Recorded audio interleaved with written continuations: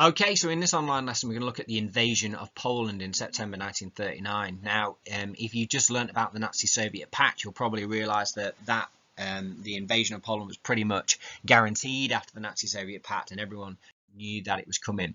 So just as a little revision task, just try and put these following actions into correct chronological order and just see if you can remember some of them. And I'll flick to the next slide and you can have a look at the answers, which are all there. So just make sure, when you are revising, you may be making timelines of some of these different events so you know exactly when they happen. There's other events you could stick in there, like the Spanish Civil War, for example, or the Italian invasion of Abyssinia. But just make sure you know these key events that happened in the 1930s as regards foreign policy.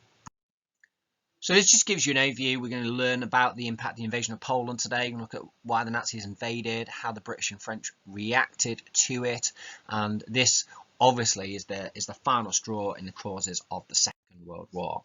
So this is the Nazi invasion of Poland. It happened on the 1st of September 1939, and you can do a little bit more research and reading around this, but basically a German battleship opened fire on the port of Danzig, and then the German army used a well-known technique really, which is to overwhelm Poland with lots and lots of military forces. 62 divisions of the German army, 1,300 Luftwaffe aeroplanes. Polish air force never even got off the ground. Wasn't really much of a fight, to be honest. The Nazis were able to easily take over Poland. So the British reacted and they sent an ultimatum to Germany, and it basically said that Germany had to withdraw their troops from Poland by 11 a.m. On that day. No reply came, so because of that, Britain declared war on Germany. France also declared war as well. Poland was conquered within 4 weeks, and I think Hitler still thought that maybe because Poland was actually successfully conquered within 4 weeks, that Britain and France might back down, and there might be an idea where they might be able to come to some kind of agreement. But of course, Britain and France did not back down, and World War II had begun. There was actually hardly any fighting in the war